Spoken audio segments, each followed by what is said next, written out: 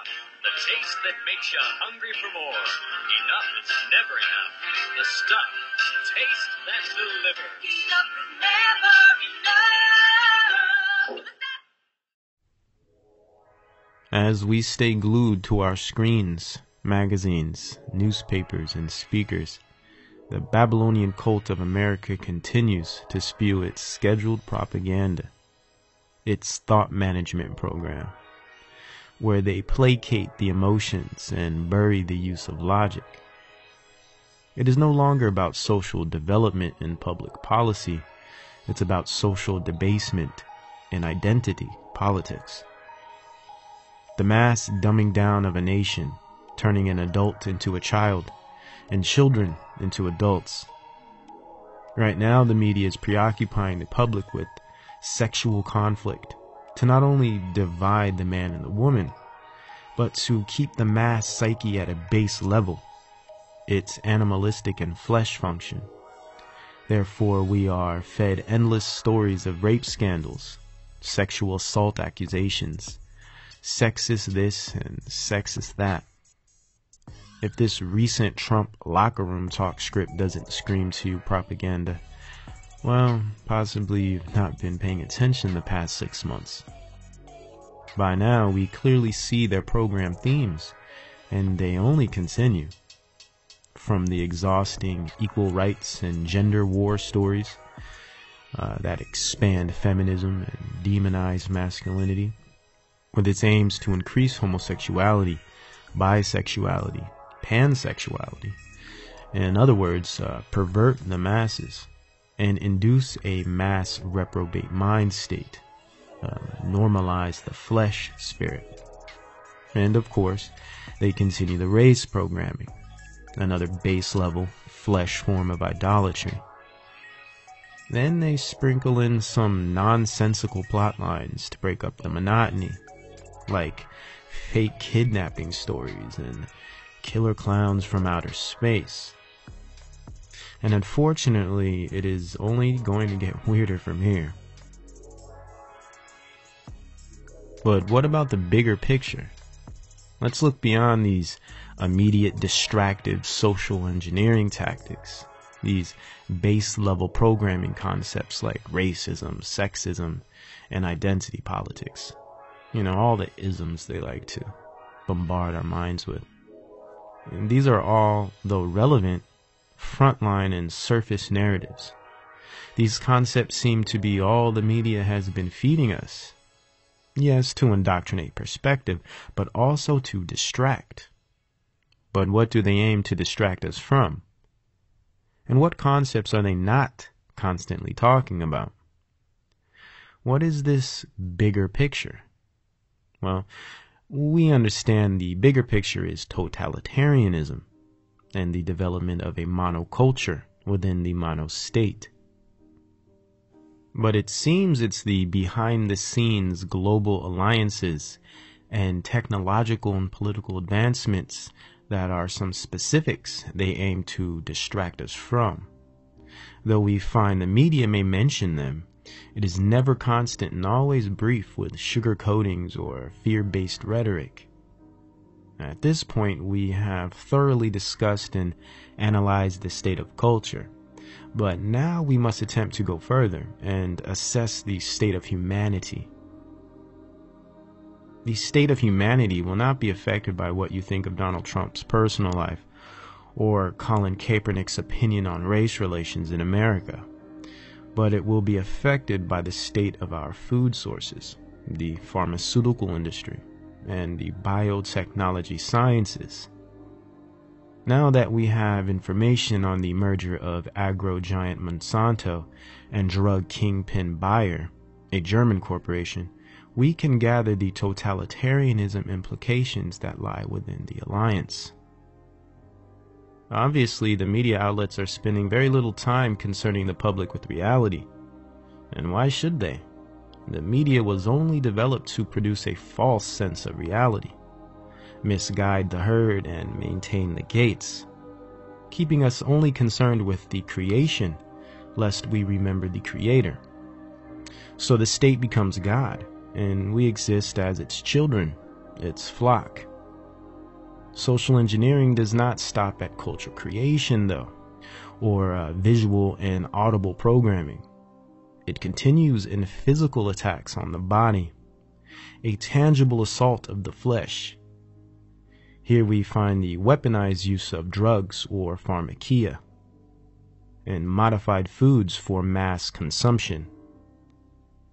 Adding to the influence of social engineering, beyond its attack on the senses, not only infiltrating the mind and spirit, but body and physiology, with these forces combined, rendering the human to an Autobot, a programmable bacterium and state product, no longer a holy creation of the Heavenly Father, but an aimless droid knowing self-gratification only, pleasure principle, and trivial knowledge of man. The brave new world where man, woman, and child are led by the desires of the flesh. A consistently drugged society, prescription population, drugs in the brain, drugs in the food, darkness in the heart. The Huxley dream of 1932 becomes more apparent every day. Can you see this transformation of humanity slowly happening before your eyes? Bertrand Russell believed the free will of man must be broken, and through food and drug he must be controlled for a new world order to succeed. Could this conglomerate merger be the embodiment of Russell's theory?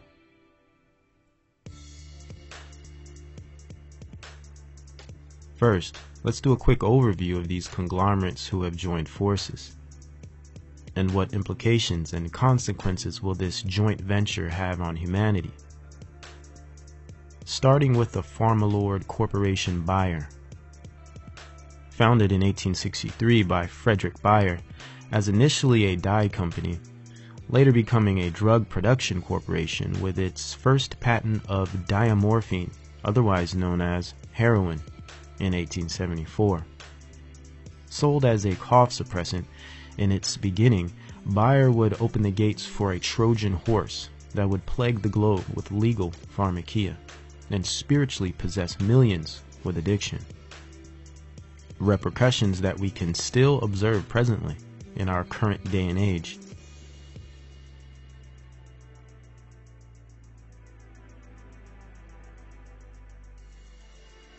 Though the demonic activity of Bayer did not end there, the entity would go on to join forces with other companies to form chemical warfare German giant IG Farben in 1925, single-handedly playing the chemical weapons scientist role for the Third Reich in World War II. Hidden within the IG Farben nebulous, Bayer developed its expertise in biological warfare and perfected its art of sorcery. Following the dissolve of IG Farben during the Nuremberg trials by 1952, Bayer split from Farben and returned to its single-entity role in production of pharmakia. Similar to the Nazi scientist migration to the West under Operation Paperclip, Bayer would also make its way to the West by 1953, utilizing its fraternal connections to Standard Oil of the Rockefellers and the Warburg family. From here, these connections would place Bayer in a prime position to thrive in American production of pesticides, pharmaceuticals, and petrochemicals. From 1953 reigning as the overlord of the drug industry and prescription sorcery pharmakia to our current state and time. Along with many other nefarious practices and scandals we will not mention, Bayer has been nothing more than a chemical and biological warfare corporation under the guise of a medical health and engineering facility since 1874. Now let us look at its new partner Monsanto, though we suspect these companies have been working in concert for decades, in a symbiosis, and in fact, this recent disclosure of their alleged merger for the dubious and more than likely coded $66 billion is just more media theater, mere thought management info for their info war. Many in-depth studies suggest Monsanto and Bayer have been working as a pseudo-merger for some time. But let us continue. In 1901, Monsanto Chemical Works was founded by John Francis Queeny, an alleged Knight of Malta, connecting Monsanto to the Jesuit order, and understanding the influence of the Vatican and its partnership with the Third Reich. A long-time coordinated alliance between Monsanto and Bayer, two chemical warfare giants, doesn't seem too far off, and historically speaking, granted. From its inception, Monsanto was notorious for its business in biological warfare of producing poisonous artificial sweeteners, spiking mass-produced and advertised soft drinks with its famed and cancer-producing chemical saccharin. Also known for manufacturing industrial chemicals, together, Monsanto would produce dangerous substances labeled for human consumption under the same roof. Some things by nature are just not meant to go together.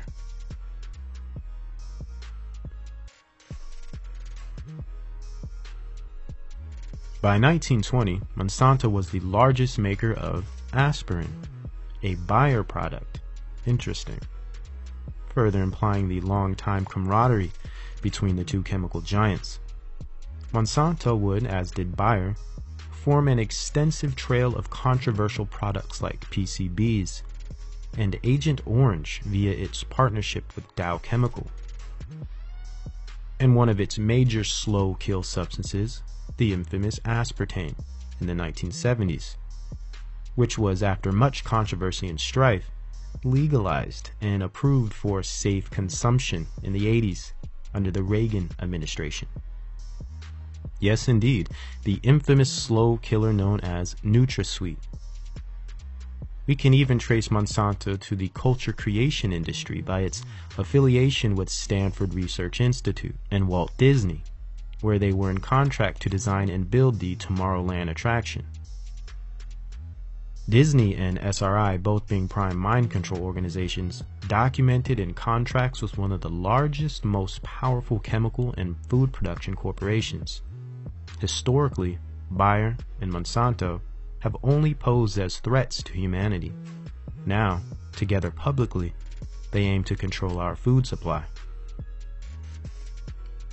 Not only do they aim to control our food supply, but they aim to revolutionize its production through scientific modes and technological procedures of modification, by outdoing and usurping the laws of nature. Monsanto is en route to bring 3D printing to your dinner table. Yes, Frankenfood. In classic Monsanto tradition of fake it till you make it, from artificial sweeteners to artificial food. The perfected science of genetic modification is in full swing. But it gets deeper. The groundbreaking, cheap and simple technology of gene editing giant CRISPR has now been fully licensed to the mad scientist agroforce known as Monsanto. Now, they will have the newest, cheapest, and fastest gene editing technology at their fingertips to formulate their new human Frankenfood empire. Though it does not stop at food, CRISPR is being used to edit genes in not only foods, but animals and even human beings.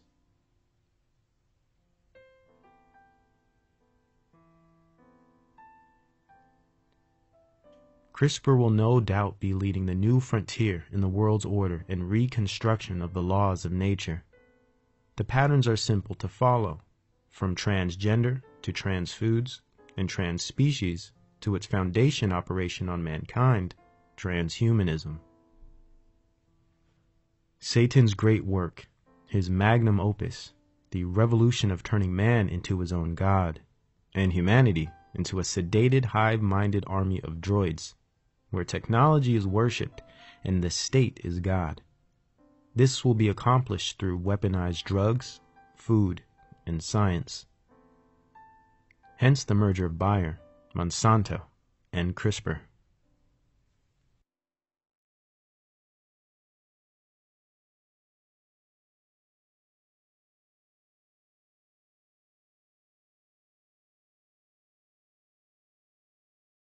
Do you remember, you were worried about the commies putting fluoride in our water system? Now, you know, there's a thing going on now that's a lot worse. Americans are being poisoned faster and quicker than you can imagine. Poisoned? Yeah. The FBI, you know, they always worried about commies getting these deep cover agents and putting them into high positions in American industry. Then they'd acquire a corporation, right? And then they'd establish themselves. A product is being sold now and it's being consumed by tens of millions of people. And it contains a mind-affecting drug. She's here now, day-to-day sensation, light and free now. With the elevation, enough is never enough. Enough is never enough of the stuff. The stuff, the taste that makes you hungry for more. The stuff, taste that delivers. 1985 film The Stuff describes a fascinating account of the implications offered when corrupt organizations utilize food products to control the public. Written by the notorious blaxploitation zealot and Ashkenazi Larry Cohen, the esoteric truths in this low-grade B film is flagrant. It is rife with predictive programming and riddled with lesser magic. A prime example of the revelation of the method in a paper-out budget cinema.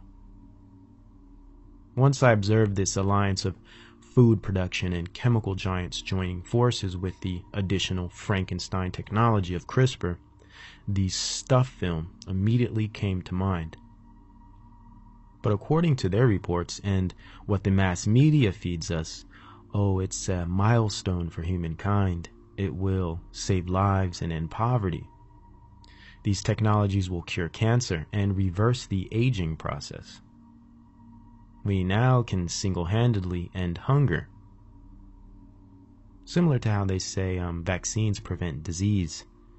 Low-fat and low-calorie diets will make you healthy. And genetically modified foods are perfectly fine for consumption. Yeah, okay. We really will continue to believe an industry that, on record, kills more humans than benefits, and is simply profit-driven and aims to engineer humanity instead of attending to its needs. Let's also address the fact that studies have reported there's no real beneficial difference between this new CRISPR gene editing and older GMO technology. Health risks remain, though its production price has lowered and its efficiency has risen. Again, we recognize whose best interests they have in mind. Also, there is the factor of unpredictable and uncontrollable changes in the genomes of living organisms, and the unknowable risk of genetic pollution, adverse health reactions in the consumer. Were we designed to function on technologically modified substances? The Most High has prepared us with all we need, in abundance, and ordained perfect in nature. Yet corporate entities want to convince you of different, and persuade you to consider unnatural forms of sustenance. Similar to how they aim to put unnatural things in your mind, in your spirit. Now they have elevated their fallen technology to do the same to your body, your temple. They defile the mind, and they defile the body.